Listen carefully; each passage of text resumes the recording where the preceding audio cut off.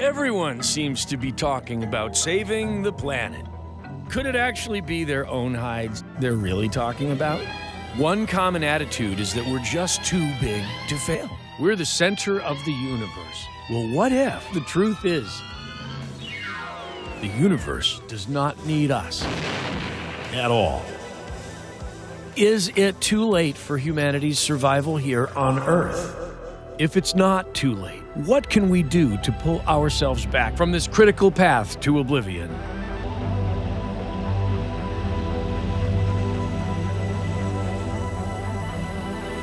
Bucky Fuller has been called the Leonardo da Vinci of our times, the grandfather of the future. He coined the word synergy, and he gave us the geodesic dome. And from the cover of Time magazine to his Nobel Prize nomination, he was known for his conviction that a world that does not work for 100% of humanity doesn't work for anybody at all. To explain Buckminster Fuller is to tell the story of a man who, through personal devastation, discovered the universe by looking within himself, and in doing so saw into nature itself.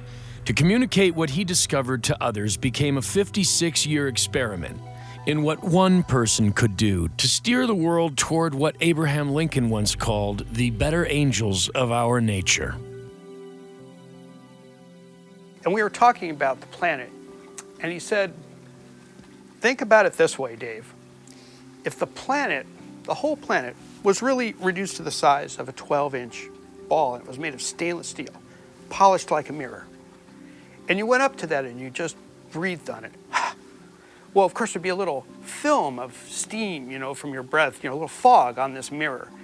And you got to realize that the whole atmosphere and crust of the planet is just about as thick as that wisp on the outside.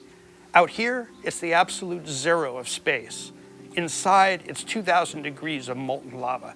And in between all that is this little wisp, which contains possibly all the life in the universe. And it's a miracle that it's there, that we spin at just the right speed so that it doesn't boil away or freeze. And yet we're pouring nuclear waste and coal and everything into that wisp. And, we have to understand how delicate it is. It's not this endless garbage can. And in fact, it may be all the life there is anywhere. Is that worth fighting for? This will be the story of visionary Bucky Fuller. And it's the story of a man who 100 years ago could see the future. A future that has arrived here and now, just like he said it would. This film will also demonstrate Bucky Fuller's desire to reform man's environment through innovation and design. A story that leads to the very roots of our modern notion of sustainability. The pioneering example of green architecture and design. The science Bucky Fuller created begins with a zero-waste standard and groundswells forward without economic or political allegiances, without apology, and all done with a warmth and kindness so deep that many were transformed just by hearing him speak. I'm absolutely convinced of the condition, how powerfully people's reflexes get conditioned. Even though they say they would like to change themselves, you just try to stop yourself doing something that you have a habit, you find out how difficult it is just handling yourself, let alone trying to persuade somebody else. Therefore, I said, I'm not going to try to reform my fellow man. I'm perfectly convinced that the environment persuades him. He behaves in certain logical ways in response to whatever the environment does. So if I develop an environment that is going to be very favorable for him, he will employ it in a favorable way very spontaneously. That's all. He was fascinating as a lecturer. I mean, mesmerizing, It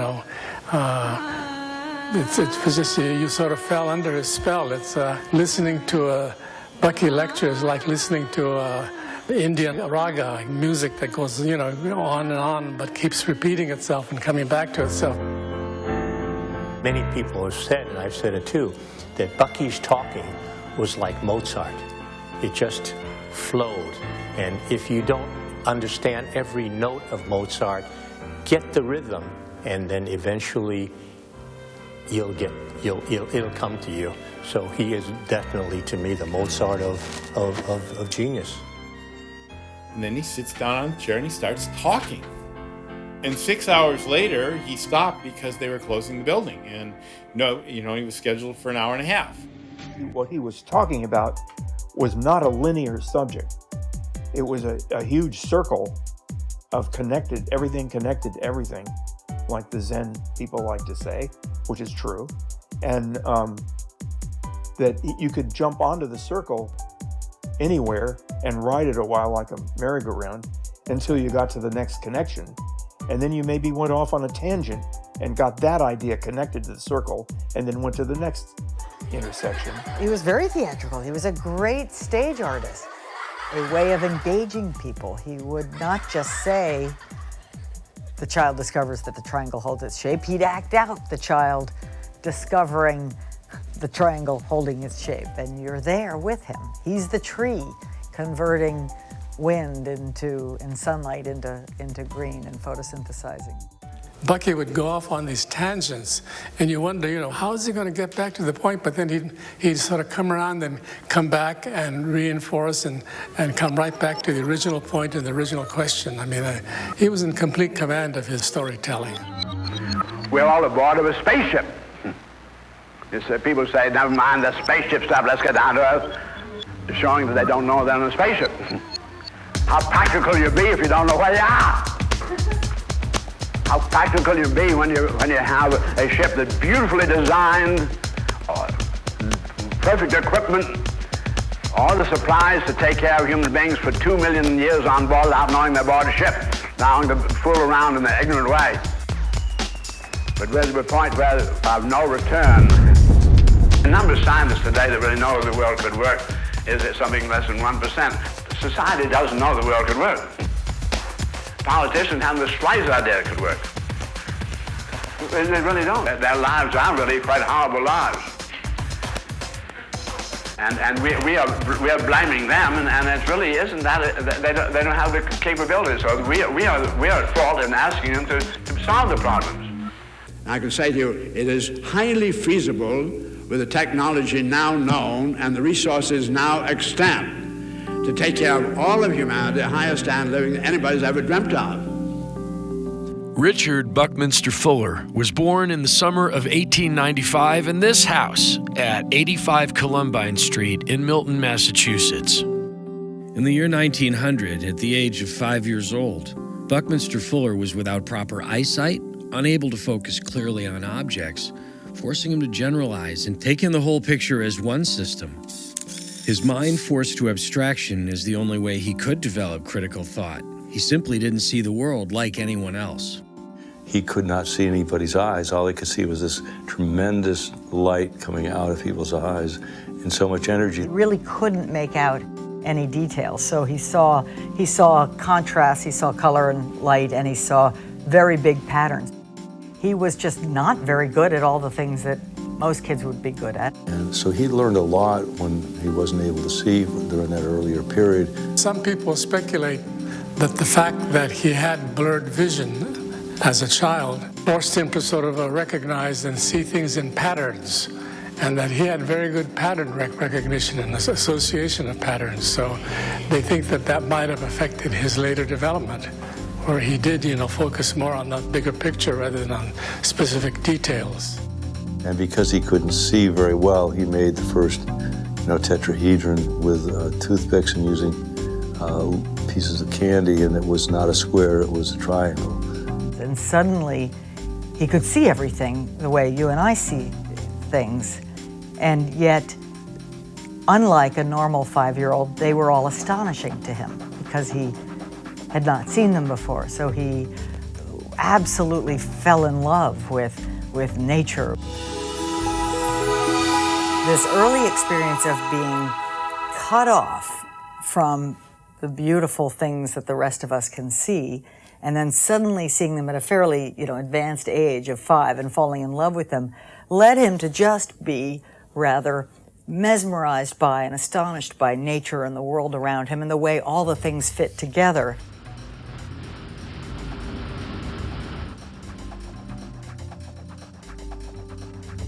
His grandmother and great-grandmother had bought an island in Maine, Bear Island. had a major impression on Bucky's life. Number one, it was self-sustaining. There was no electricity, there was no running water, and you had to use an outhouse and that sort of thing. But you also had to conserve and be sustainable.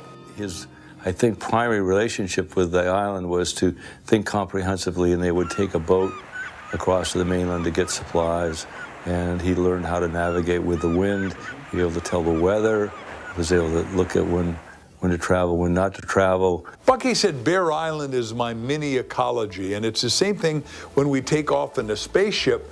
Is it everything you got to have there in advance. I mean, if you forgot the ketchup on Bear Island, and you got French fries, you're not going to have ketchup because you can't make it out of air. So whatever you're taking into space, you know, is got to be there in advance. Same thing with Bear Island, and he would have to roll back and forth and bring all this stuff and think it through. And he said that was the beginning as a little kid of thinking comprehensively.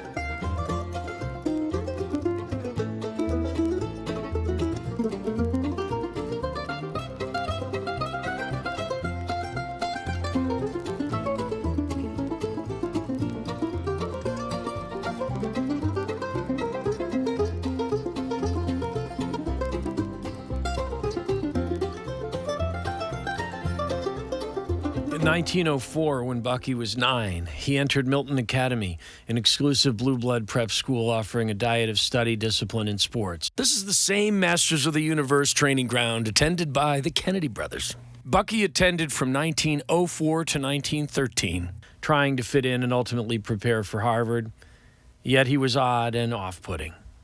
With such a strong family lineage and history of successful Fullers, Bucky had a lot to live up to. His difficulty fitting in and his flagging school performance at Milton were tested further when, in 1910, Bucky's father died suddenly. Ironically, it was Bucky's birthday. He was 15, a boat adrift without a rudder. My father died when I was very young. Friends of my father, friends of my mother would say that to her they would like to help her with her boy. And now, this very important man, and I want you to listen to him, he knows just what he's talking about. What he said didn't seem to be in agreement with the way I thought I saw things. But my mother assured me that he really did know what he was talking about, and the fact that my thought didn't seem to coincide made me say, well, I'm kind of a freak. Bucky, now 17, and in spite of his troubles at Milton, aced his Harvard entrance exams and entered with Latin as his major. However, his grades suffered as his drinking and wandering continued. His mother paying bar tabs brought to her attention by irate bar owners. Legend has it he was thrown out of Harvard for entertaining a troupe of showgirls in his dorm room, spending his total annual allowance on them in one weekend. His history, being kicked out of Harvard, screwing up, financially, having bar bills with excessive drinking that threatened his own family's income, and really just failing miserably in a way that reflected nothing about discipline. In school, if he had grades that were less than stellar, I could tell you it's not from being undisciplined just. He wasn't interested. People assume there's nowhere nearly enough to go around. You have to prove your right to live. You have to earn your living.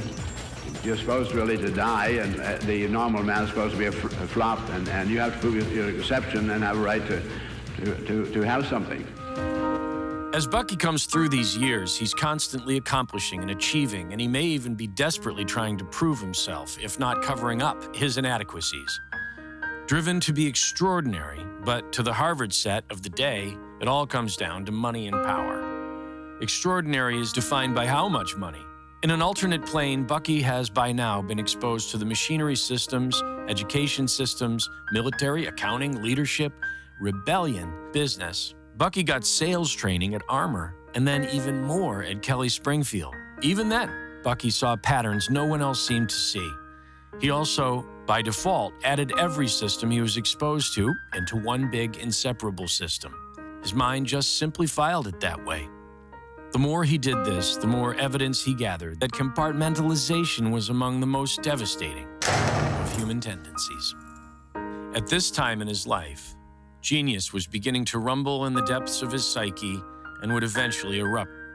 For the time being, Bucky fumbled down the Masters of the Universe track with his lack of Harvard degree painfully conspicuous. He would just have to find another way to prove himself a legitimate member of the Harvard elite. Much energy went into holding himself back just to fit in.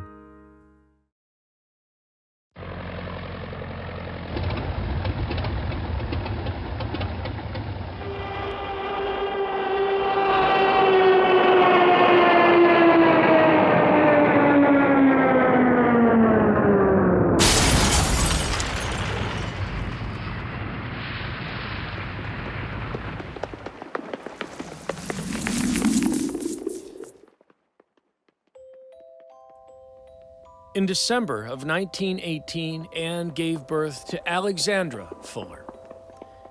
Alexandra was the apple of Bucky's eye. It was 2 weeks before Christmas.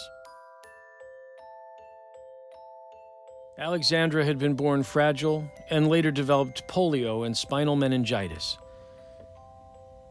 Bucky saw the healthcare system as a backward, wasteful structure, and he could not accept that better care wasn't available. He already saw medicine as a tragic marvel with so much brilliance, yet brilliance that did not fit together. Now, these suspicious methods were the last best hope for his only daughter. Daddy, in this early period, is battling this, the former image, the image of the Harvard man who always goes to the Harvard-Yale game. That's what you do. That's the essence of your life, and so forth. Unfortunately, my sister had spinal meningitis and infantile paralysis many times in a very physically precarious situation. And she said to Daddy, could he bring her back one of the banners from the game? And he said, yes, he would. One of the many levels of what you do in the Harvard-Yale game is to get very drunk. And he was not an alcoholic, but he did do a lot of drinking along with everybody else. He got back from the game, and my sister is very much on the edge. And she says to Daddy, did you bring me back the banner? And he had forgotten it. I think that really broke his heart, absolutely broke his heart, and made him realize how irresponsible he was. She was in his arms, and that was her last words, and she died.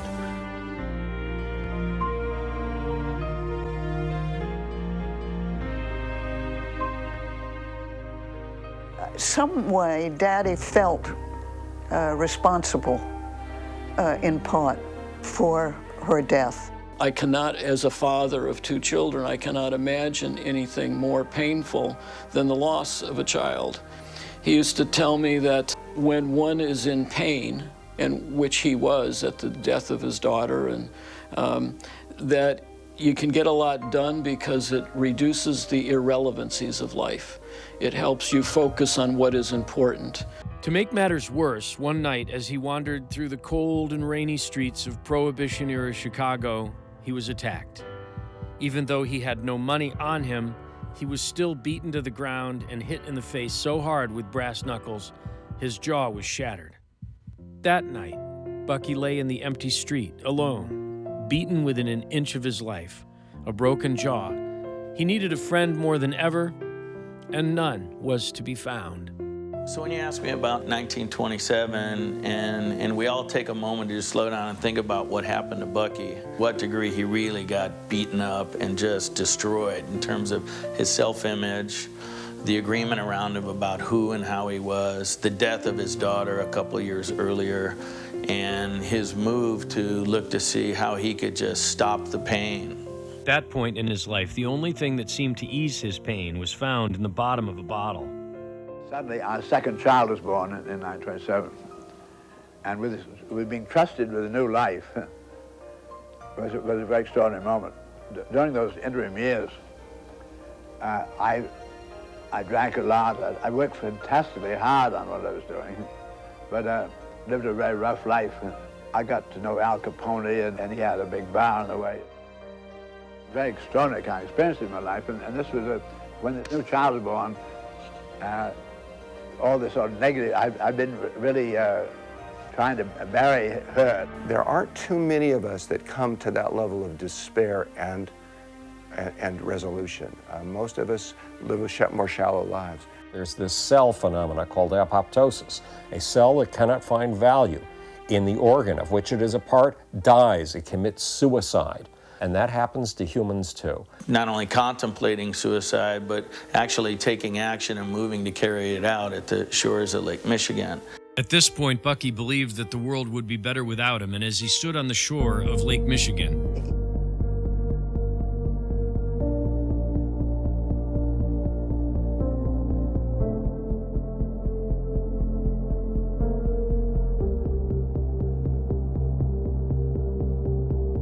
one night he explained, very quietly and very sensitively, that he heard this voice.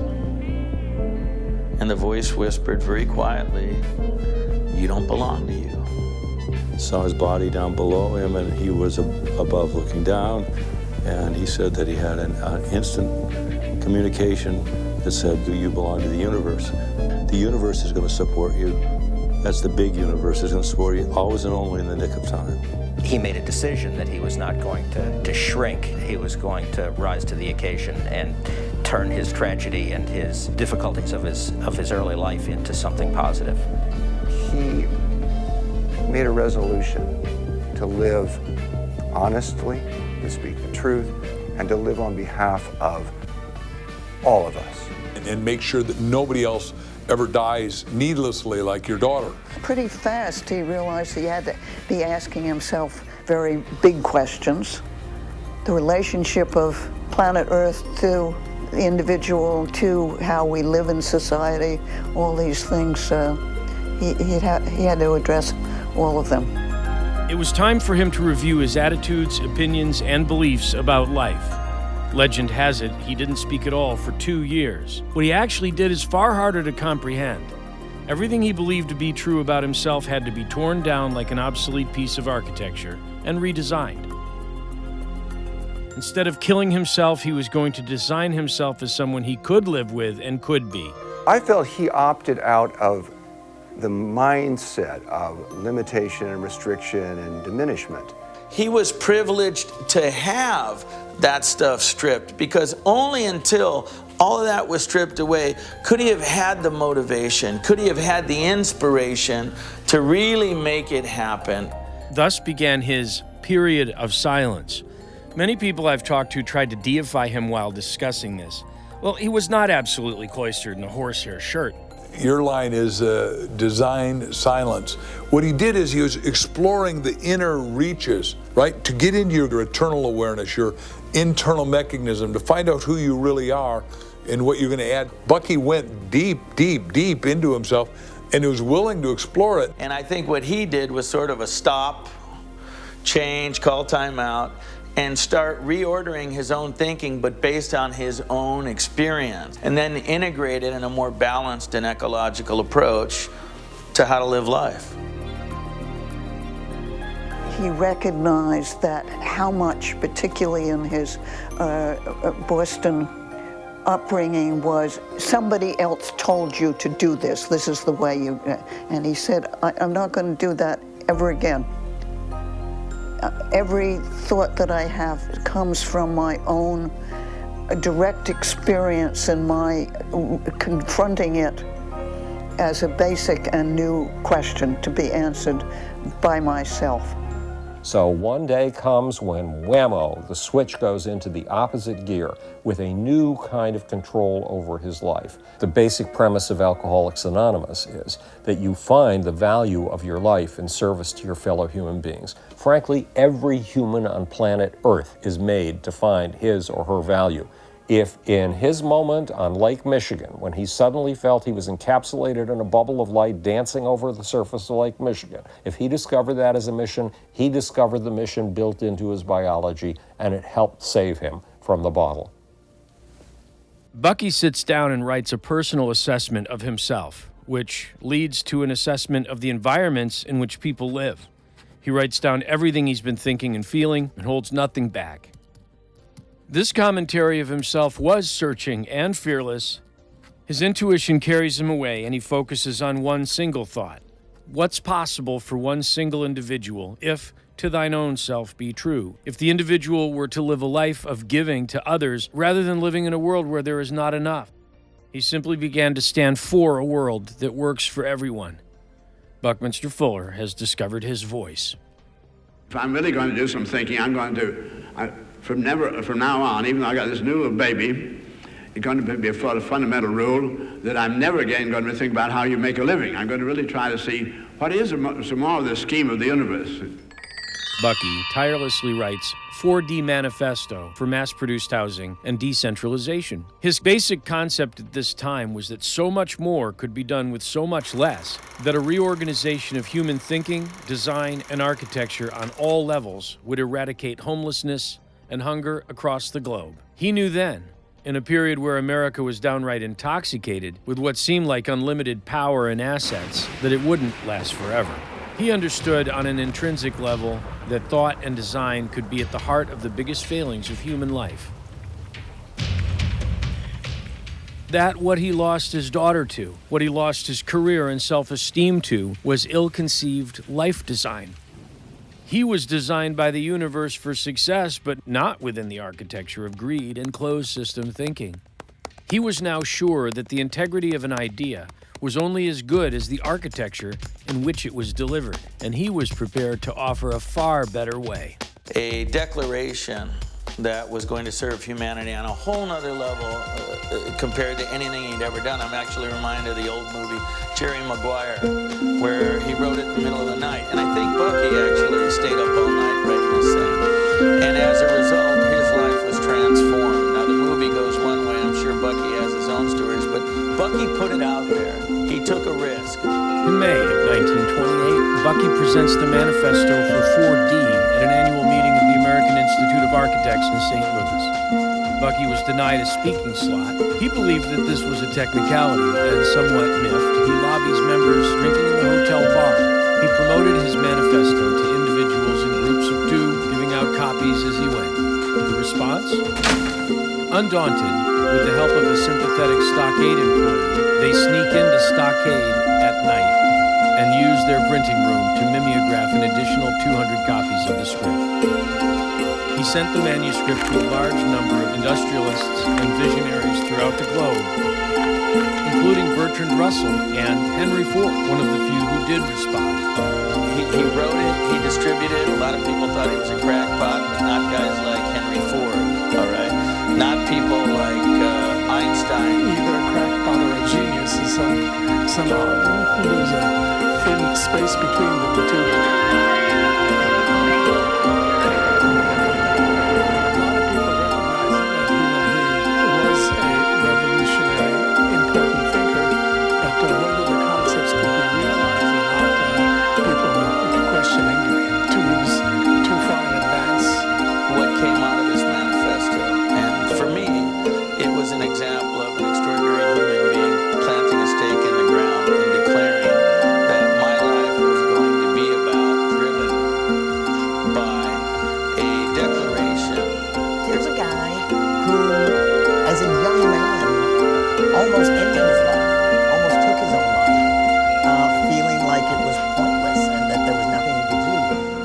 Decided to devote his life to see what one man can do.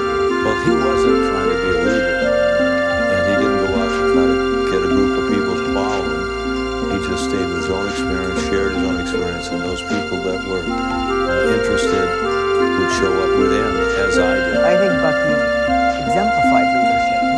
exemplified leadership in the following way.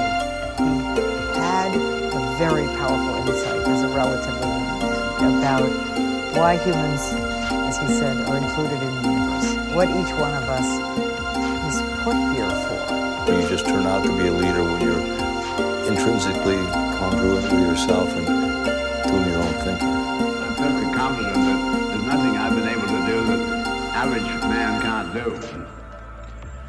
The only thing is I'm quite convinced that all of us have been caught in pretty much of a trap of ways of looking at things and categories and that I've decided to free myself from. I can't even take too much credit for that because by and large a man had kicked me out. He just thought I couldn't even make good of that. And so that I was halfway out anyway, and I decided to go all the way out. And he spent the rest of his life absolutely committed, single-mindedly, to getting that message out there. Talking, writing, building, and inventing systems and structures that manifested that vision. He was extraordinary.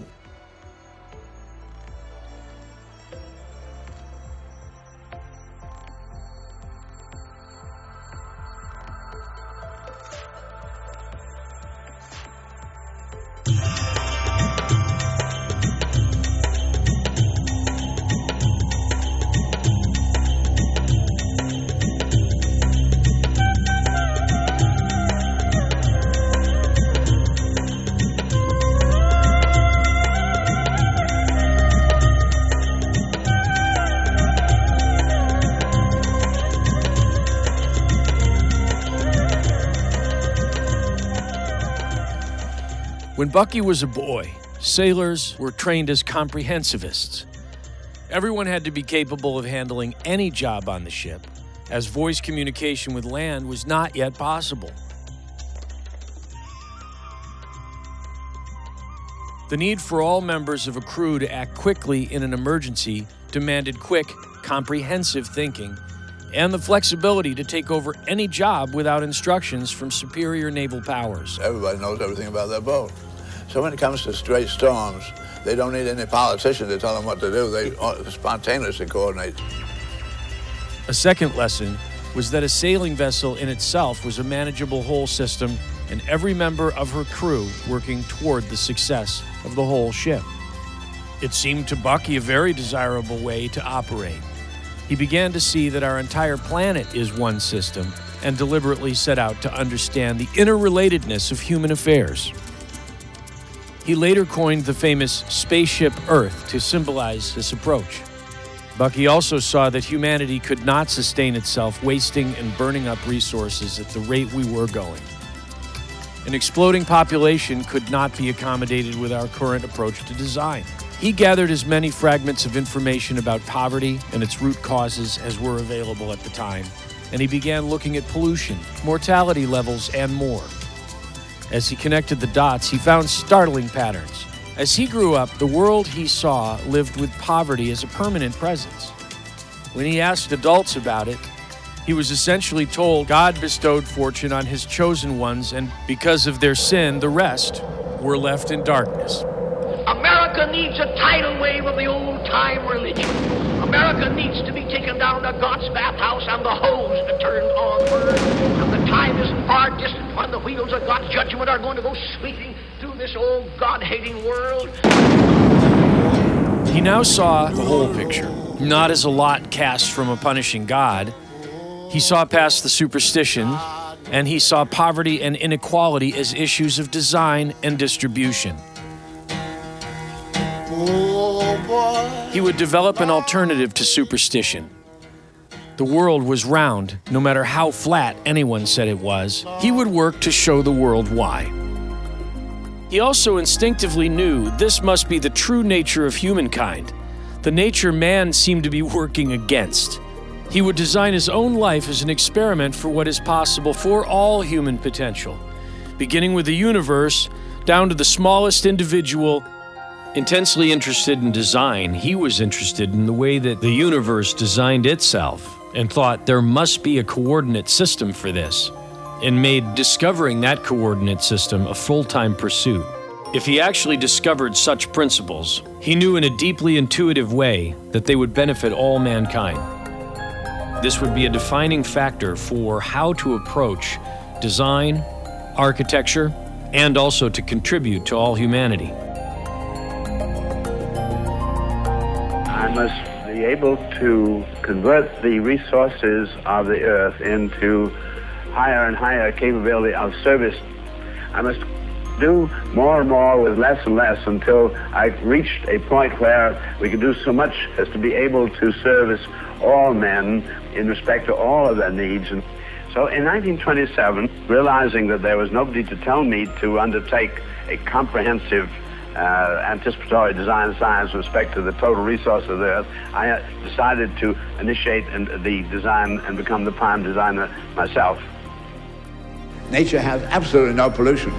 Therefore, the only way we can possibly take care of our body is through a design revolution, doing more with less. And anybody doesn't want war, you're not going to get it by any sit-downs or any objection, any political actions whatsoever. No, you'll only get that by a design revolution. He says, change the environment, don't try to change man. Because this little thing we have here, called a cell phone, has totally transformed the way we talk and how we communicate each other because it's through technology. And the technology has, look what it's done, whether you want to say it broke down the Berlin Wall, and it's done through design science. So it's no longer a political or economic system. Design means reduction to practice, that taking an idea and reducing it to something practical and tangible. He felt that what we needed was a world design science revolution where architects and other designers would learn about science and spontaneously begin to use their skills to solve problems that needed solving. How do you actually reduce to practice? For the first time, we really know there's enough to go around, then it's a very different story. And we do have to amplify the number of people being taken care of. And this has to be done by what I call the design revolution. The design revolution is simply man using the principles which he has access to through his mind, using his information to make his whole world work. Ephemeralization is the ability of technological advancement to do more and more with less and less until eventually you can do everything with nothing. Bucky's vision was that ephemeralization will result in ever-increasing standards of living for an ever-growing population despite finite resources. It capsulizes, to me, the essence of what Fuller was about. It's really that it makes the most sense, again with an S and not with a C. If we will allow ourselves to be in alignment with nature, we will find that there are all kinds of things that are being called upon to be created, that are being brought, we're called upon to bring forth, that are things that we never thought of, never had any idea that we were going to do, and would never even be aware that that was to be done unless we did that search that said, what is design calling for?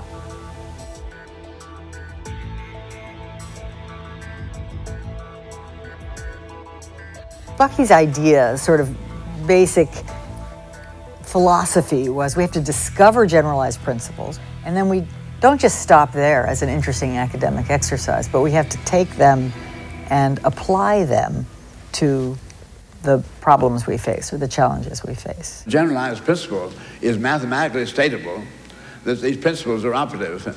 They're an interrelationship always, these generalized principles. They're not the things themselves at all. In order to be a principle, have to hold true in every case, which means a principle to be a principle has to be eternal. To say metaphysically statable, weightless concept that absolutely holds true to eternity, and mind alone is able to make this extraordinary contact with eternity. Now I think nothing more exciting to me that I've been able to discover that you and I have contact with eternity. Generalized principles are those principles that apply across situations, that it's not a specific fact about a specific situation, but a causal relationship that holds over a variety of different settings, like ephemeralization, where in general things get smaller and lighter. We can do more with less.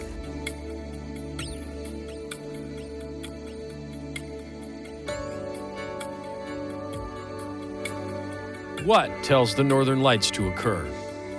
Why are the human brain and star fields so similar? When many people think of patterns of nature, they think of the pine cone, the seashell, and the beehive, isolated incidents of pattern, a slice of nature. What Bucky was onto is that all of nature is pattern, and that all patterns had structure, and the integrity of those structures was beyond the immediate physical. The universe works in patterns, and that those patterns interact in a magnetic, or more accurately, interattractive way. Physical universe is a grand pattern made of smaller patterns, all interconnecting. A synergy of synergy. Is this the same thing that allows an arrangement of birds sitting on a wire to be played musically as a beautiful song? Or the Fibonacci sequence easily translated from the calculator to the piano?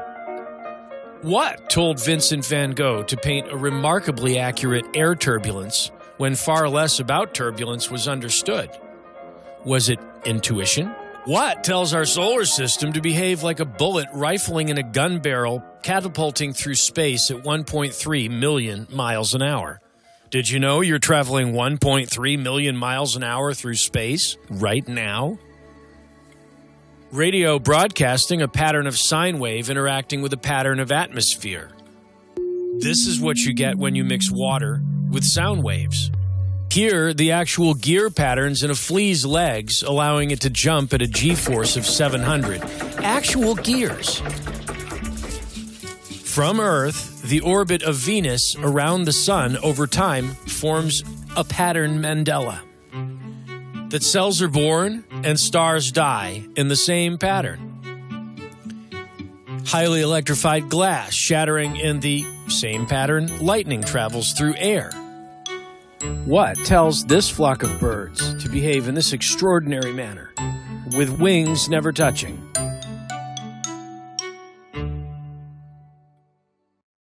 Bucky taught us that there are inter-accommodating principles of universe, and one of them is called pattern integrity. See that the triangle holds its own shape. It's a pattern integrity, he would say. We are energy that knots itself up and eventually looks like matter, like a human being. Integrity is integration, integral, alignment.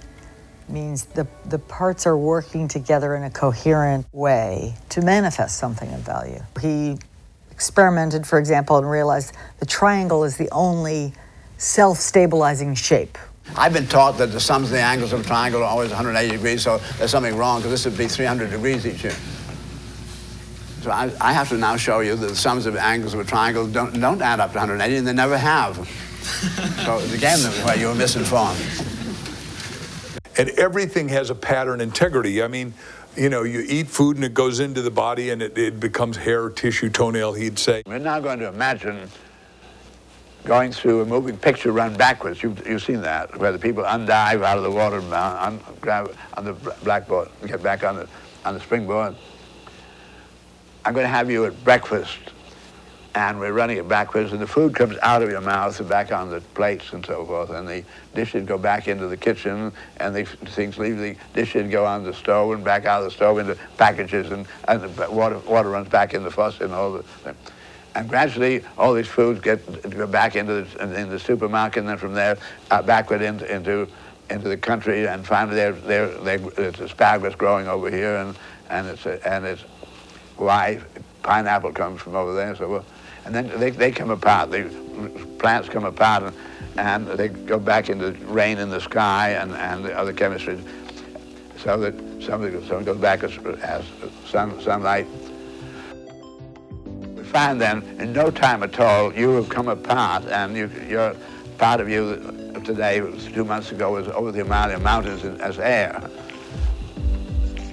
So I see then all these constituents gradually coming together until they finally get into closest association. And all they do is get tied up in a number of knots, a whole lot of slip knots. I'm going to take the simplest knot that I know how to make, which is just loop this way and loop that way.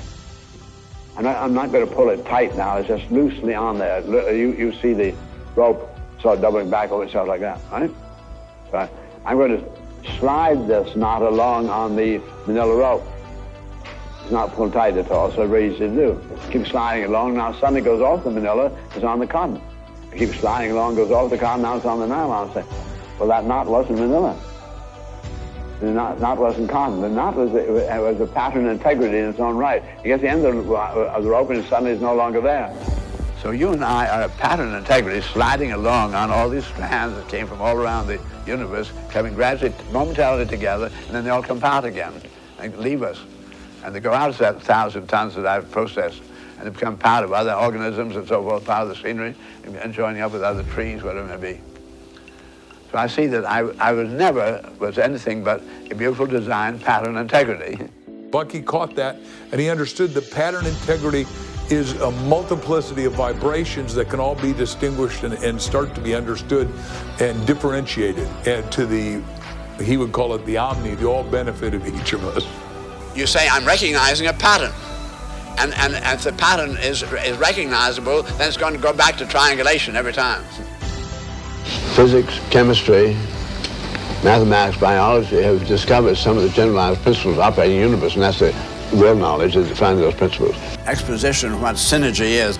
The word synergy does mean behavior of whole systems unpredicted by the behavior of any of their parts. To understanding, playing the most comprehensive game possible, dealing in total information, S-Y-N-E-R-G-Y, which is a companion to the word energy, E-N-E-R-G-Y, means withness.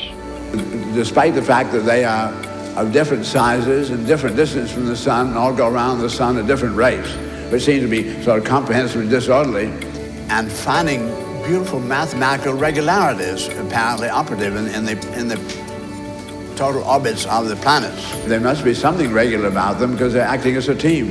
Saying these planets are very far from one another, there are no strings between them. How can they coordinate? How do you explain it? Because nothing you could see touching, there had to be some invisible force. So he made a working assumption there was such an invisible force, and using it, he then began to get into more and more of the mathematical discoveries. And that's why this becomes a very extraordinary kind of phenomenon. It was not spontaneously apprehended. The integrity of our solar system, integrity of everything in our universe is implicit in this synergy. You know how it behaves now, but you say to Mr. Newton, what is it? And you have to say, I'm in the slightest idea. You say, why? I don't know. Because there's no data on any one of those things that says it's going to happen. The behavior of a whole system unpredicted by the behavior of any of their parts. The system starts with two. And that there's suddenly, when you get to two, then suddenly discover there's mass attraction. There's nothing in the single sphere by itself predicts that there will be attraction. The very word attraction involving two. This is synergy. And this mass attraction, what it is and why is absolute mystery. We're permeated, we're bathed in mystery. See, trusting those principles requires us being awake to the gift of precession and the gift of what's going on around us each and every moment. So then I see that what nature is really doing then is really precession. It is 90 degrees. As I said the other day, the effect of bodies in motion on other bodies in motion is to make them go into orbit and not to fall in. What man called this side effect, that's the main effect, and this is a side effect. Precession. What's really going on is at 90 degrees out of the corner of your eye. Processional. That's how the universe works. And he talks about the bee basically going after nectar, but what it's really doing is cross-pollinating. It's always at 90 degrees of the direction of its path. So in order to have the whole thing regenerative, we had to have then all those creatures given chromosomic drives so that honeybee is designed to go after its honey. It goes into one flower after another and inadvertently knocks off pollen. Again, precessionally at 90 degrees.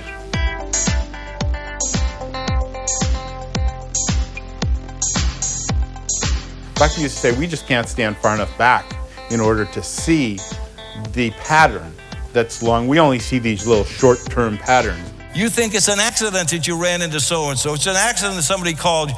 That's not. That's precession.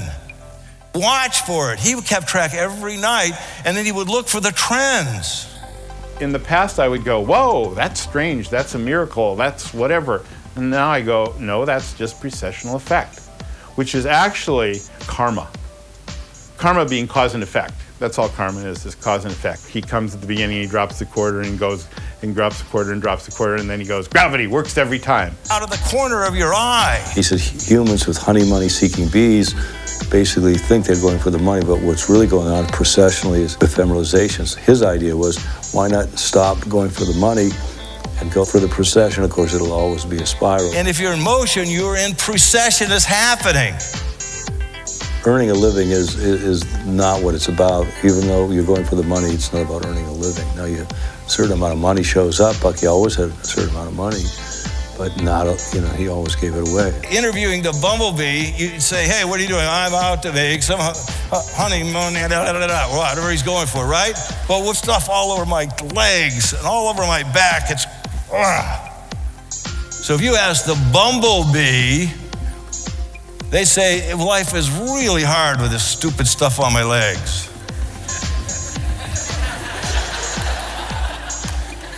My life isn't working the way I thought it should. It's not designed to work the way you thought it is. So stop that. Sorry, don't get pitiful. Just be thankful that you're awake to the theory. Now, by the way, the theory doesn't give a damn if you learn it. Doesn't. It's going to work anyway. Said, what I see is now that nature is trying then to maintain a regenerative system. If then I give up altogether the idea of wasting my time money hunting, and I really commit myself to what needs to be done and begin to employ the principles, I may really find, since that's what nature really wants to have happen, I may find I'll get on. Fuller told me when I was 18, if you want a good life, he said, you'll notice that a squirrel, as long as they bury the nuts and they run spirals around the tree instead of just right straight up the tree and all the things that squirrels do, that universe, they don't have to pay tax on the nuts and rent the tree. The universe takes care of them. And he said, if you do what you're built to do, so you get to know yourself, what you're good for, and you alert and see where that can be put to work, and you put it to work, the universe will take care of you, and you will never have to look for work. And I haven't since the day he told me that. This is a theory that's immutable, and it works whenever you're in motion. It's not easy to get people to understand. It takes quite a lot of time to understand that precession. I assure you that my family, my friends, my wife's friends and family thought I was really an incredibly stupid and treacherous character. I've got to go on my intuition and my sense of the truth. I've got to really go on my mind. Well, I've introduced to you lots of patterns, and I then try to explore a principle. So you have to work on an incredible faith in the integrity of our universe. There's quite clearly a manifest of an extraordinary intellectual integrity operating in the universe. Nothing to do with any shape or form or anything. Complete abstraction. I will then get over to this comprehensive anticipatory design science. You might find quite a number of scientists who do not know what the word synergy meant. And synergetically, it has to be everybody and nobody. And really out now. Those are the generalized principles that are more than abundant and provide us far more than we would ever need to not only succeed or survive, but to truly thrive as a world that works for everyone.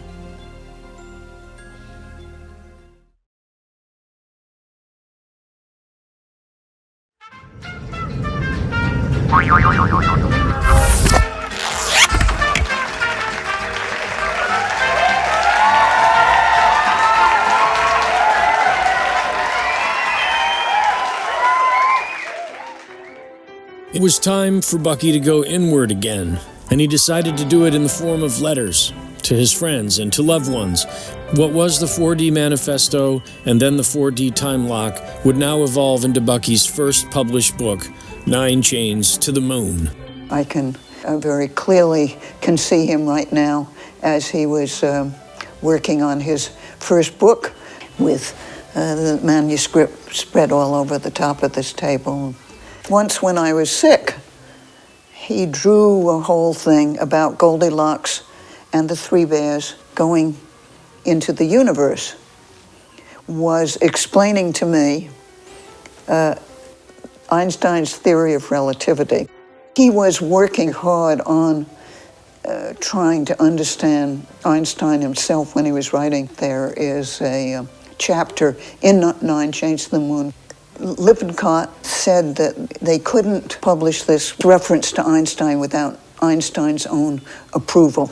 They said, look, Bub, only 9 or 11 people know Einstein's work, and here's the list, and your name's not on that list. So Bucky said, well, there's one guy that would know if I know his stuff. And he said, who's that? He said, Dr. Einstein. So they sent the letter to Princeton, is my understanding. And it was about 6 months later that I had a telephone call from a doctor in New York. And he said, my friend, Dr. Albert Einstein, is coming in to spend the weekend with me, and he would like to talk to you about it. And could I possibly come on Sunday evening? When I came in, I was brought there to this long room up to meet him. And I really had, I don't know how much is psychological within me, but I really had the most extraordinary feeling of being in a presence of almost an aura of him. And on the library table was my typescript and under the light. And we sat down on the other side of this desk, and he said he'd been over my typescript, and he was writing to my publishers to say that he approved of my interpretation of his thoughts in the way in which I had explained his translation of philosophy. Einstein said to him that he gave Bucky the approval for, but he said, what puzzles me, Mr. Fuller, is that you think that my theory has any practical application in our universe. And his words were, I'll imitate him because I remember this so very well. And he was very gentle, and he said, this third chapter, young man, you amaze me. I cannot conceive of anything I've ever done having the slightest practical application. This was a while before the atomic bomb. Yeah.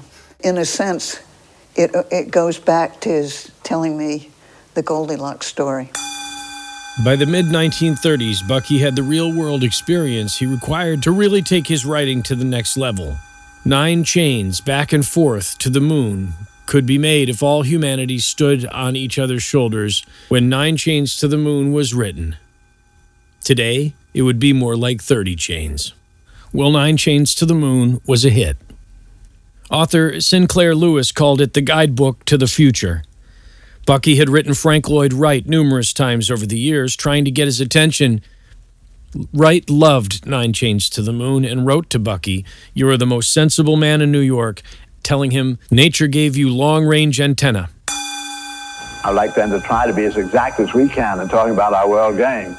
And I find then the most effective way of complementing man's functioning in evolution. He called the work that he did at Fortune magazine World Resources Inventory, trying to identify how much of them are available to us and where are they and how do we use them. War games are games that are played in the Pentagon to figure out what the enemy might do and what we should do, and to go through various scenarios and think about it in advance so that we're not blindsided, so that we're effective in the heat of war. Bucky said, why should we have all our bright minds playing war games? We should have our bright minds playing the world game. What are the needs we have? How can we make sure that we're best using those resources to solve the problems we have? A very engaging, interactive experience for people to begin to understand the kind of global game rules that by which the world is operating. The world game would be sessions where we sit down, and were sessions where we sit down and think about what are the resources we have aboard Spaceship Earth. Bucky has called the power lines the bloodstream. So you can't expect the Earth, in the metaphor of a man, to survive if he's not getting the blood in the areas where the majority of his physical force is. You're a related being on an energy network. That's where the standard of living is. Out of that research came a strategy. Do you want to really stay intransigent politically one against the other, or will you integrate? Because if you integrate your networks, you can't really separate politically evermore. The first thing we had to do was, in a sense, find out what the bloodstream of the planet was, where the electricity of the planet was. And what we learned was that although all the information that we got was from various sources, there wasn't one map of the entire power grid of the world. So what you're looking at is the first one. To have comprehensive, real-time, accurate data visualized in a way that you can understand it and understand the consequences of the implementation of your strategy. Nothing wrong with technology, simply the short-sightedness of which man is using it. The limited way he's been looking at it, and he's not to be blamed for it. They've been intellectual slaves. Everybody's been a slave, been all made specialists. Nobody look at the big picture. We're going to take down two overlays now. One where we've grown the population of the world to the year 2000. And we have to provide the power needs for these people. So we made a map here, overlay, of income energy sources. These are wind, tidal, geothermal, and algae cultures. Man, as he begins to really integrate his information, begins to see these things, that the chemistries are always meant to circulate. Bucky put out the impress that you could take care of total humanity for the first time, and we had more than enough resources wisely used with design science. But he said we got to have a design science revolution to take care of total humanity, because otherwise you're going to have greedy guys, be confiscatory and grabbing resources. We've doubled the population, so we've 80-folded those being so benefited. And during that same time, we've also doubled their lifespan as a manifest of its being a higher standard of living, that they do not deteriorate. We've mastered this disease and that disease, and we've vastly increased the degrees of freedom. The principles of responsible investment from the United Nations, which encompass about $60 trillion, I think, at this point, of signatory assets under management, meaning companies worth $1 billion, companies worth $2 billion, pension funds that represent, several $100 million, all have teamed up and signed a document to say, we are only going to abide by, companies and invest in companies and run companies that have great labor relations, that have environmental sustainability and transparency throughout the supply chain, a whole host of principles. And then we'll include that in our corporate reports. That's a great signifier to me of the importance of the consumer's voice in the bigger ecosystem that we're talking about here when it comes to commercialization. Because companies aren't doing that just to be altruistic. They're seeing a movement amongst consumers and a want amongst consumers and employees to work for companies that are better managed, that have, better pay and, gender equality and all the things that we hope for, and environmental transparency at the same time. They should take, if there's a claim about organic, it needs to be third-party verified. If there's a claim about fair trade or labor practices, it needs to be third-party verified. And there is an infrastructure now to verify that. So I think a company that refuses to do that chooses to do that at their own peril. We brought out the first fair trade tea in 2003, but we weren't able to make our whole line fair trade until 2011. It took 8 years to invest in the supply chain, to develop new partners, to get the gardens to convert and get certified, and get the third-party inspection system set up. But we're now certainly the largest fair trade bottled tea brand out there, and we made that investment. The trends of health and wellness, environmental responsibility, and corporate social responsibility as three different mega trends. And the area where they overlapped back in 2007 was relatively small. But looking out 5 years, 6 years, the area where they overlap all of a sudden it's all on top of each other. And that, they said, was a standard for doing business. That if we really want to invest in the future, we need to invest in this model of business. And it's going to be important not just for a group of consumers, but we hope that it's going to start to permeate the rest of our approach to business. He's looking at systems thinking. He's looking at bigger pictures and design and how we can design a culture and society that works. The hoopla of Earth Day is over. The problems remain. America must undertake a revolution in its way of life. Affluent America will, we were told, almost certainly have to scale down its standards of living, as many conveniences, as much conspicuous consumption. You and I are not in the big club. By the way, it's the same big club they used to beat you over the head with all day long when they tell you what to believe. All day long, beating you over the head in their media, telling you what to believe, what to think, and what to buy. The table is tilted, folks. The game is rigged. And nobody seems to notice. Nobody seems to care. The real owners, the big wealthy business interests that control things and make all the important decisions. Forget the politicians. The politicians are put there to give you the idea that you have freedom of choice. You don't. You have no choice. You have owners. They own you. I think of the movie Giant Robot, and I think of these buildings and cities as almost like with arms and interlocked and spanning the globe, if you will, almost encompassing the diameter of the earth. And one of the things Bucky defines the grunge as is the byproduct of all those, that linkage around the world, and that's the grunge.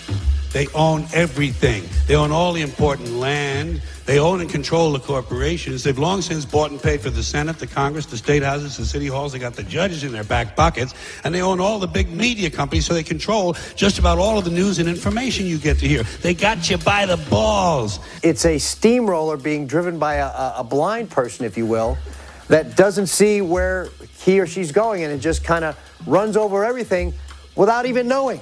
It's almost like, I'll avoid the speed bumps and I don't care. And it's just going to keep going, and whatever it's in its path is in its path. They spend billions of dollars every year lobbying to get what they want. Well, we know what they want. They want more for themselves and less for everybody else. But I'll tell you what they don't want. They don't want a population of citizens capable of critical thinking. Is it just and we talk about the indivisible hand on the economy. Is this the indivisible pair of hands that's choking you slowly?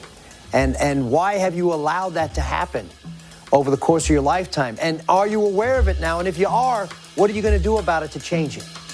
They don't want well-informed, well-educated people capable of critical thinking. They're not interested in that. That doesn't help them. That's against their interest. That's right. In some ways, you could define the grunge as the man.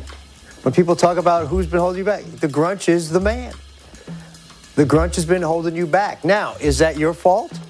You know what they want? They want obedient workers. Obedient workers. People who are just smart enough to run the machines and do the paperwork, and just dumb enough to passively accept all these increasingly shittier jobs with the lower pay, the longer hours, the reduced benefits, the end of overtime, and the vanishing pension that disappears the minute you go to collect it. And now they're coming for your Social Security money. They want your fucking retirement money. They want it back, so they can give it to their criminal friends on Wall Street. And you know something? They'll get it. They'll get it all from you sooner or later, because they own this fucking place. You look at the challenges you face in life, and very often are these challenges things that you could address, and very often almost moving out of the way of this steamroller that's coming at you with a blind driver can solve half of your problems. Because the owners of this country know the truth. It's called the American dream, because you have to be asleep to believe it. And sometimes we choose to stay in the path of these things coming at us. And what we're saying is just say no to that and move on to something even better.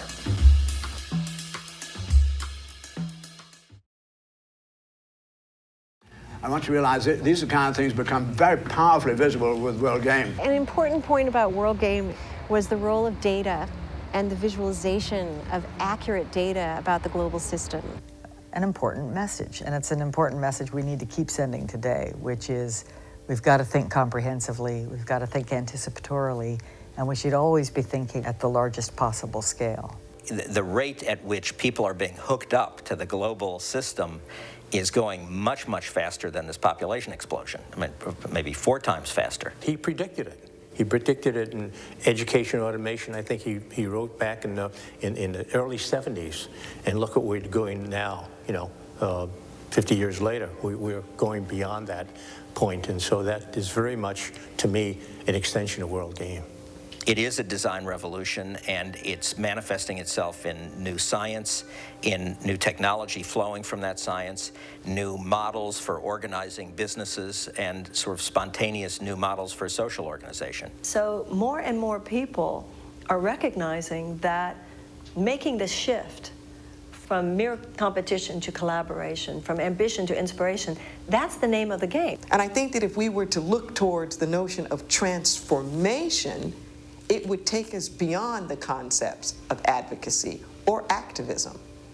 What happens with transformation is that we go beyond the previous forms, where what is in front of us when there's transformation can't even be recognized for what it used to be before. Nature wasn't designed for humans to have to choose between a healthy environment and a healthy economy. But real transformation is going to mean that we have to let go of a lot of what we have been in order to step in to what we're called to be. He admonished people to do their own thinking, to try to understand what he understood about the nature of reality, the nature of being human, the nature of our agency as designers. Highly feasible to make our world work. Absolutely a sense. It wasn't something for a thin chance, it was easy. But you can't do it with those sovereign boundaries. We would pick a series of problems, and they would work in groups to try and develop strategies for solving those problems. He saw that this was possible because he understood where technology was heading, where computers were heading, what that awesome power could do. Pain pushes until vision pulls. And a lot of the advocacy and the activism that I see going on is born out of a place of pain. People just want a change. They want it to be different. But not all change results in transformation. We realize at some level, or many, many people do, that we have to leave behind an entire era of worldview and enter into another one. And once again, it's not like this has never happened before, but it's time for a new one. You and I can say, no, I don't want to. When we do not follow, then that means we're not taking our part in the larger architectural pattern by which humanity becomes all that it can be, and life on Earth becomes all that it can be. And most of us are playing a pretty small, individual, we might not consider it war games, but we're not playing a world game, which we can. Individual, this is what Bucky proved, that one individual can affect the entire planet. And so I think there is a way in which the so-called higher consciousness movement has infantilized itself, has not acted like grown-ups. The point is that when any of us decides not to do that, that is a move in a cancerous direction, which is a destructive direction. And you know that we used to say in the 60s, if you're not part of the solution, you're part of the problem. We have lived, particularly in Western civilization, with this illusion of neutrality. Well, you begin to understand that if you're not contributing to the system, you're sucking from the system. With every thought we think and with every action, you're either supporting the change that's necessary or you are supporting an increasingly devolutionary status quo. There is enough to go around. It's just a matter of transportation and distribution and just education in general of people. And certainly it would bring about a change, just a whole change in attitude about, human beings on Earth and being the stewards of what he calls Spaceship Earth. Men talk about peace, lovely. There's no such thing, it never has been so far. There could be peace. But what's been called peace in the past has always been the conditions to satisfy the last conqueror. Are we going to be able to overcome our conditioned reflexes? Are we going to be able to talk with our fellow man in a reasonable manner? Bucky said politicians and government is all obsolete, and it is. We don't need it anymore. In a day when I can vote on who's going to win American Idol or whatever the show is at the moment, why can't I vote if we're going to build another bomber or we're going to have better schools? We've gone from less than 1% of humanity to over 40% of humanity, enjoying a higher standard of living than was known, experienced, or dreamt of by any king when I was a boy. But part of what we're all involved with is this smaller world game, is how you spin out knowledge and understanding and a better sense of stewardship of the planet through these types of exercises. I think everybody is playing the world game. It's just a question of how conscious we are about it. You can either be asleep and be unconscious of the fact that the choices that you make of your products will impact the earth. You can be unconscious about it and believe that it's all about you and your family and that your choices don't impact anybody else, you can be unconscious. Just like you can be unconscious about the laws of gravity, but it doesn't mean you're not using it. Bureaucracies do not think they operate entirely on the dogma of their party, whatever it may be. That if one side makes one altruistic move, that side has to lose. You didn't know that before World War II, but now we know that is so. This means then, that's when there are international exchanges between the politicians. Read that they seemingly go way out of their way to be extra rude, to simply be sure that anybody thinks there's any altruism in there. In order to be able to integrate, you had to integrate the government networks and the private networks. And the private networks said, we just never will integrate. They assumed that, so they put the problem into the computer. Which way will you make the most profit, by integrating or not integrating? The computer said you make 30% greater profit. And the power game, if you really want to play the power game, that's exactly what the great nations do, because in our specialization, we have been leaving it to somebody else. All of them are operating on the working assumption that there's nowhere nearly enough to go around. That seemed to be the way the picture was yesterday. This is more or less the way the world game got started, and now you have a little idea of what it is about, and say, I have been employing it, and I've now gotten some quite good results. I'm perfectly confident then that this can be advanced into very extraordinary documentaries, and this great extraordinary documentary, it can get into national broadcasting, and I'm perfectly confident that all around the world, people will feel as these young people feel. Once you've been investing your own time, begin to play it, you're going to get really quite new feeling about our proprietorship of our spaceship Earth, where man can tune in directly with a sense is less than a millionth of reality.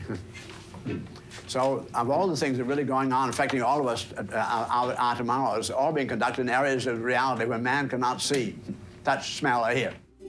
I would think our function is to then, in every way, make that functioning successful aboard this spaceship Earth, spaceship Earth, spaceship Earth, spaceship Earth, spaceship Earth.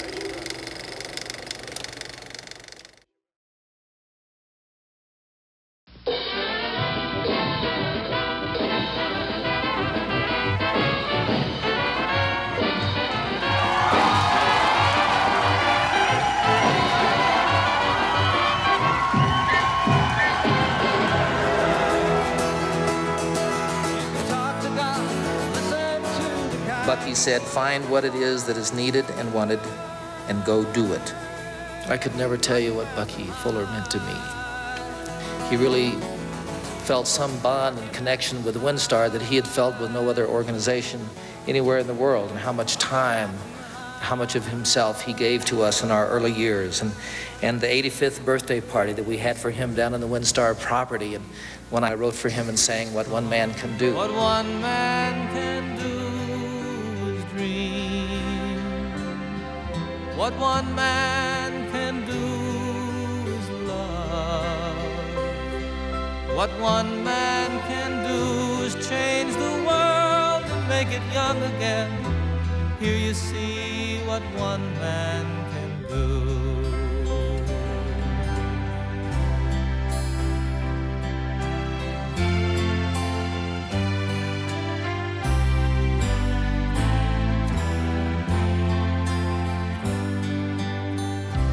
Dr. Buckminster Fuller, as President of the Royal Institute of British Architects, I have the great pleasure and honor to present to you the Royal Gold Medal for Architecture from 1968. Bucky had an ability to size up a crowd, what they wanted to hear, what they needed to hear. In 1964, Bucky was featured on the cover of Time magazine, and it ended up being an iconic artistic image, proof positive that America's geniuses were far ahead.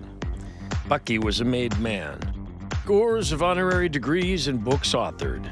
By now, he's exchanged ideas with everybody from John Lennon to John Huston, from Frank Lloyd Wright to Andy Warhol. Bucky had friends, and Bucky was a friend. He was a good ally. He was leveling the playing field. He was not ignorant of the fact that these women were going to be the first in this particular circle or that particular circle, or that he was going to take some flack for putting them there or that they might experience some of that. He was willing to do it anyway. He was willing to do it anyway. And that is not being colorblind or gender blind. Quite the contrary. That's an understanding, and a deep understanding, and willing to take the risks of sharing some of the power that he had been entitled as a man.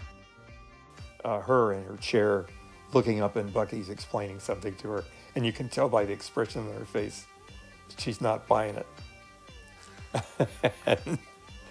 You know, and the insight was the ability, the power that each one of us has to make a positive difference in the world. And he was dedicated to communication, dedicated to the prospect of engaging people, young and old, to get to work, making this world work. His wife called him Richard because he would be mobbed after a lecture, and then she would sweep into the room, and she was a New England grande dame with big hair, white hair, and a big upsweep, and she'd come in grandly, take him by the arm and say, "Come, Richard, it's time for us to go home."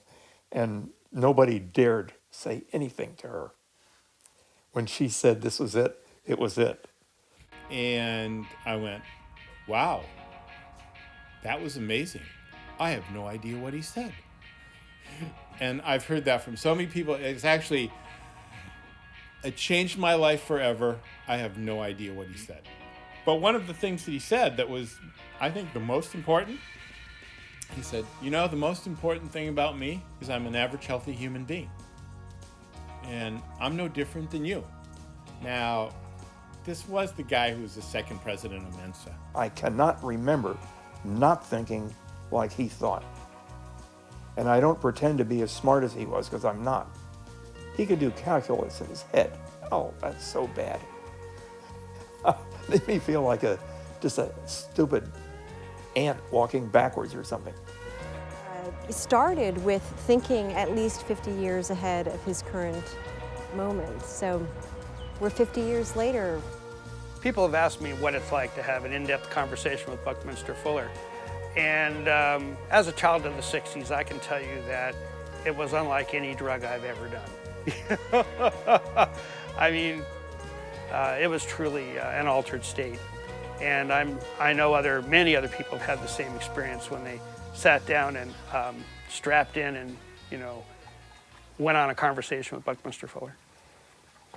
I need personally to frame him as an artist to understand what he's doing and understand how he's doing what he's doing. Fuller stood with his toes sticking out in the air over the orchestra pit. And he mentioned that within a year or two, we're going to be able to fly coast to coast in 5 hours or less. And the crowd roared with laughter.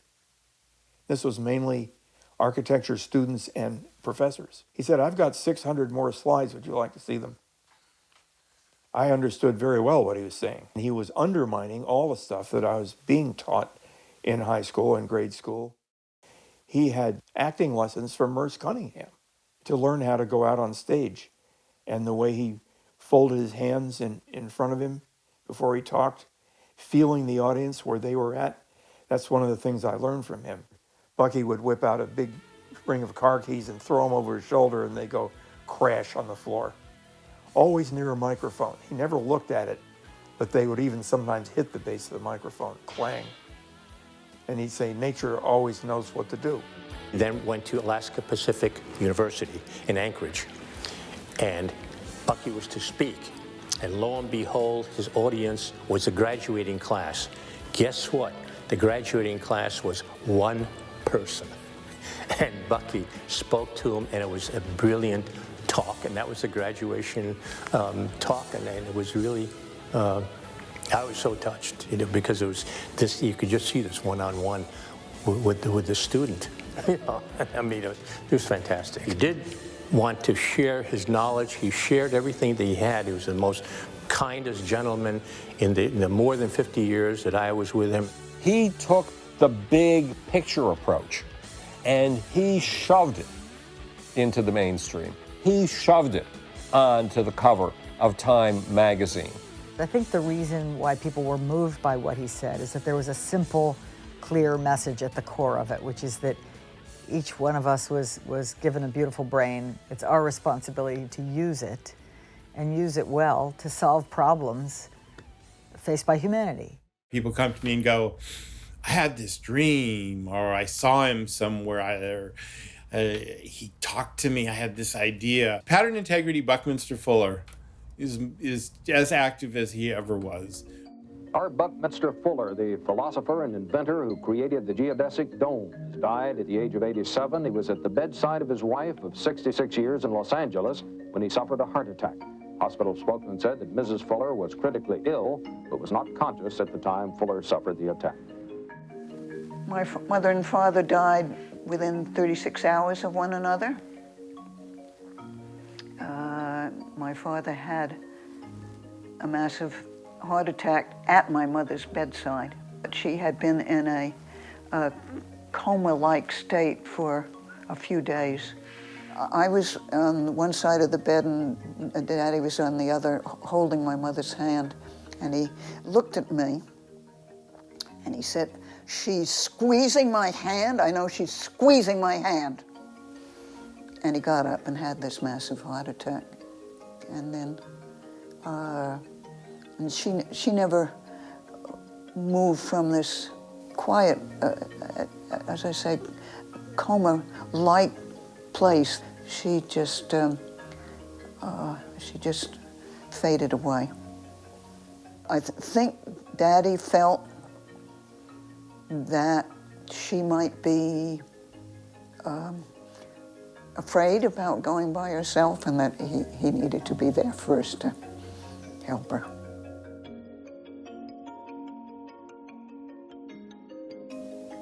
A pretty amazing transition.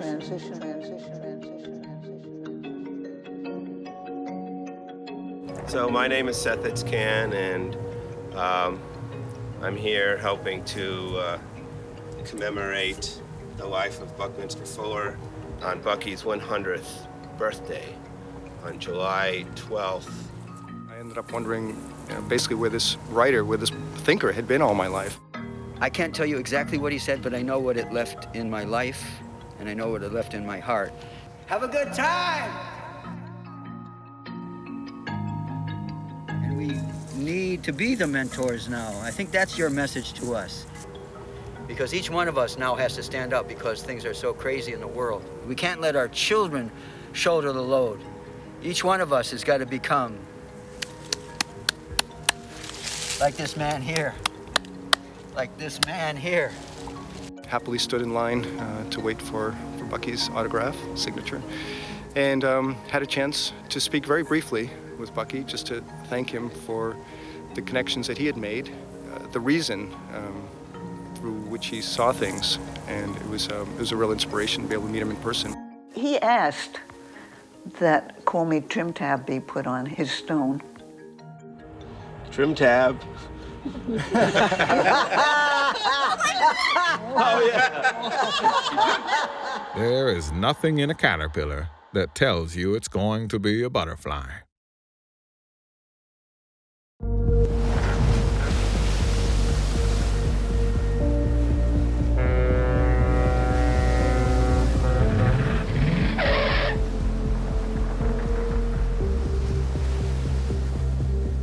I learned about Trimtab, the concept of trim-tabbing.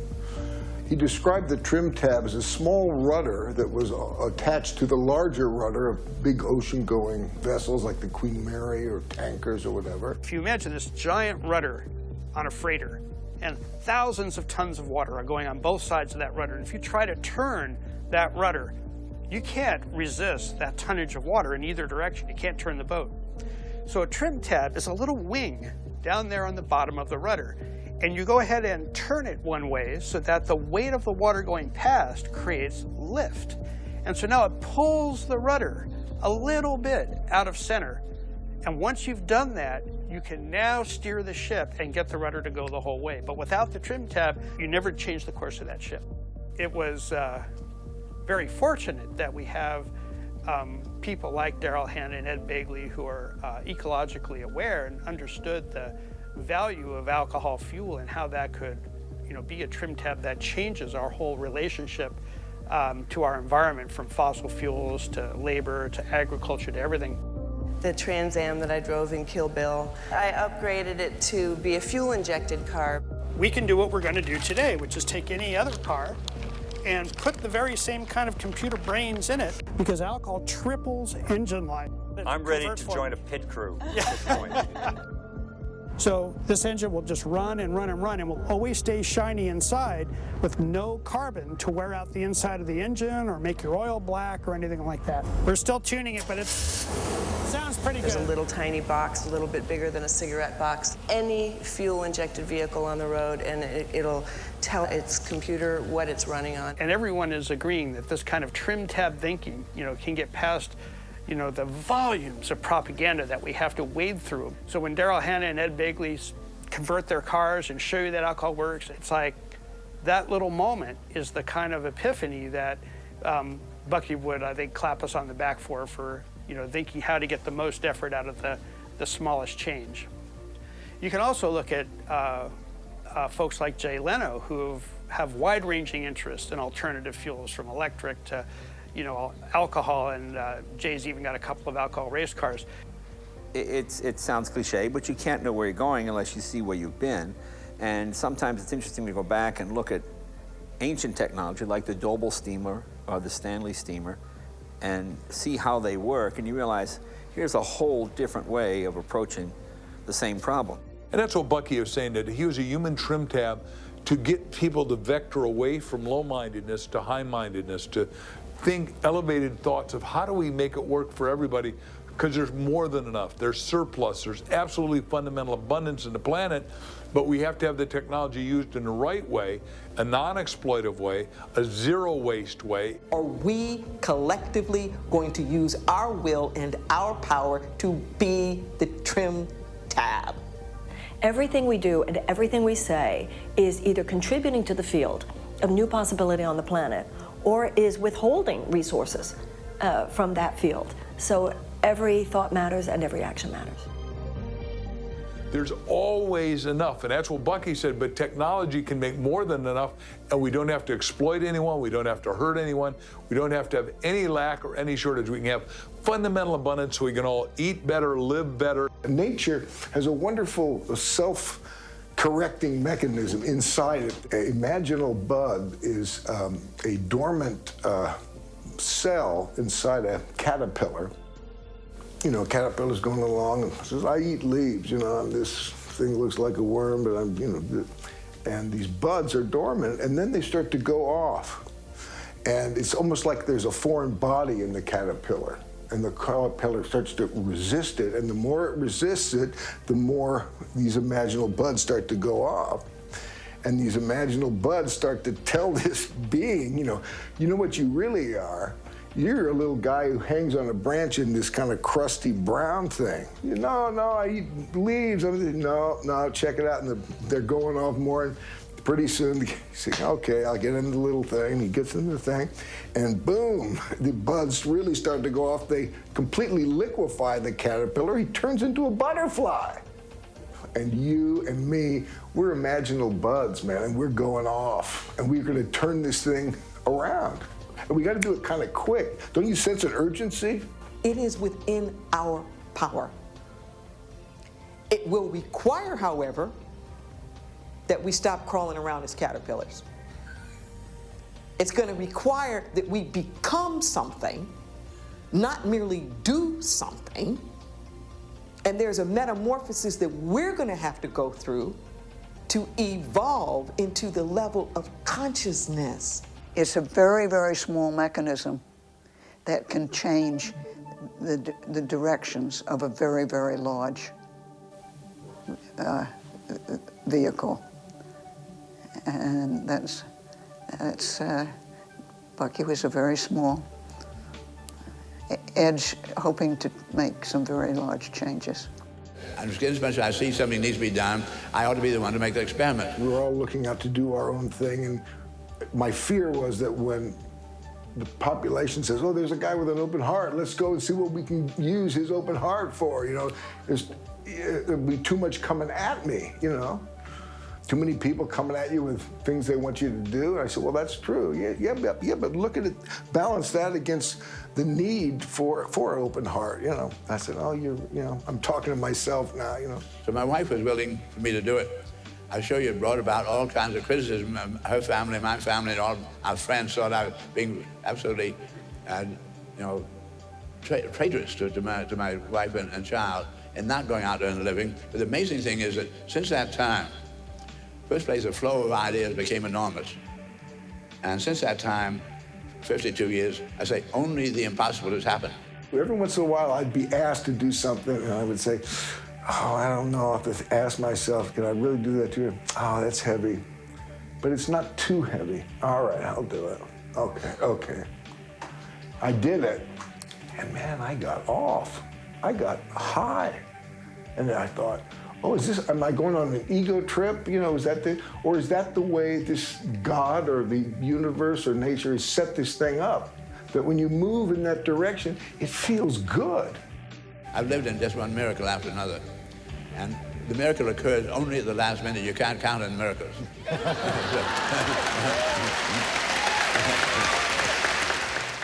When Bucky spoke about the Trimtab factor, or there was this sense of where our leverage really is, where we can be effective, how with the limited amount of energy that we have, we can be most effective, have the greatest healing benefit to the whole system.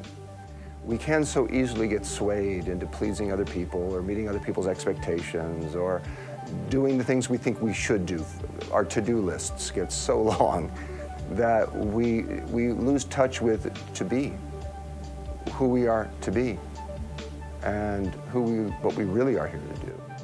You're only going to get out of it the degree to which you're open to receiving it. So in order to really dive deeply into Bucky's ideas, the deeper the individual is able to mine their own humanity, the deeper they're going to be able to go into Bucky's work. That's your responsibility. That's my responsibility. He was setting a standard for you and me. And in the process, he was doing something that could set us free. Buckminster Fuller, who was so important during my formative years, when people were saying yes and really understanding the concepts he was spreading, and that we do have the capacity to feed everyone. We do have the capacity for everyone to have shelter. Those ideas became sort of vague and were sort of put down as a kind of soft idealism. To see that in vogue again, and of course with that, Buckminster Fuller in vogue again. So I think it's really an exciting return.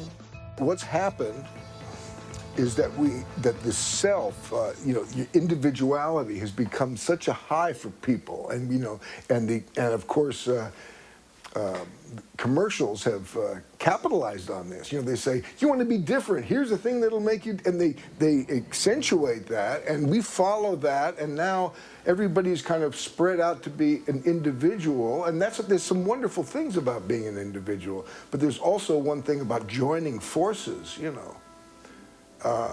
look at a cancer cell. Isn't a cancer cell basically saying, yeah, you guys want me to be a lung cell, but no, I want to do this. I want to do my thing, man. Come over here. Oh, yeah, you don't want to do that. Let's do all this, our own thing. And then, but, and that's not very productive, So individuality is great, but to lend your individuality to other trim tabs that are going in the direction that you're going, that's healthy. Just has to do with how we access the wiser mind, the mind of responsibility, the mind of integrity. You don't have to change who you are fundamentally to alter your behavior a little. And like moving towards sustainability is not changing who we are. And building cars that are more fuel efficient and houses that are more energy efficient, that's not changing who we are. That's enabling us to continue to live as who we are. All of these distractions that you think make you bad, no, that's reality, dearest. That's reality. Keep your eye on it, where the rubber hits the road and where the insight comes exploding. Each one of us can do our bit, it'll be good. It'll be great. It'll be more than good enough. Just, you don't know in advance what the little nuggets are that are going to move and influence different people. You can only trust your own intuition and judgment to put them forward and know that those seeds will have far-reaching impact. Consider doing what Bucky suggested that we all do. Look around right where you are, right now, see what needs to be done that's not being attended to, especially if it's something you'd like to do. It might be washing the dishes. It might be taking your kid to a ball game. It might be solving world hunger. For our planet, for humanity.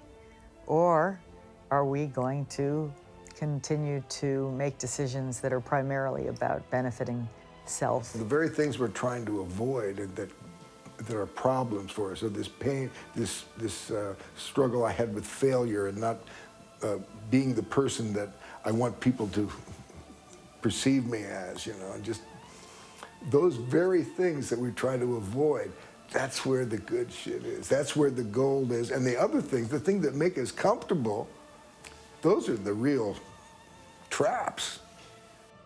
You can participate in sharing your initiatives. People who have committed themselves on behalf of humanity to making the world work for 100% of humanity. Hi, I'm Noel Murphy. I'm Chief Bottle Washer here at BuckyWorld.org. The sciences couldn't be more important right now, and involving young people is our aim. Listen to what Jeff Bridges has to say. Yeah, I can feel the generations before us and after us. Come on, guys, do your thing. They're rooting for us, man. I can feel it. We don't inherit the earth. We borrow it from our children. The number of scientists today that really know the world could work is something less than 1%. Society doesn't know the world could work. Politicians haven't the slightest idea it could work. They really don't. Their lives are really quite horrible lives. And we are blaming them, and it really isn't that they don't have the capabilities. So we are at fault in asking them to solve the problem. The mission of Bucky World is to create a collective groundswell and to foster bold voices. Our promise is understanding. Our purpose is to attract and equip green warriors. Our vision is a world that works for 100% of humanity, 100% of the time. Humanity. So I really have lived completely, really dangerously. I've learned how to get on. I think you're going to have to ask yourself right now, because you're talking about enormous great design, finding this great integrity of principles. You have to assume in your own personal experience a greater wisdom to be operative in the universe than that of human beings. I said, I'm just overwhelmed by it. The more I really discover these generalized principles and their integrity, their interaccommodation, the great design. But sometimes I found that things are coming right and were being supported. This one didn't get supported, so I had to learn to turn around very quickly and just bring your boat about on the other side. Therefore, you're going to have to dare to really trust. If you're really going to commit yourself to carrying on, and not getting somebody to support you and say, give you authority to do it and mark your paper. You really got to have that. So I've had to live with using every bit of sensitivity we're endowed with, cultivate in every kind of way, very deliberately, but above all, really saying, who am I? I know nothing. Really learning how incredibly little we know. And really daring to say, great intellectual integrity, boy, how I trust you. That's it.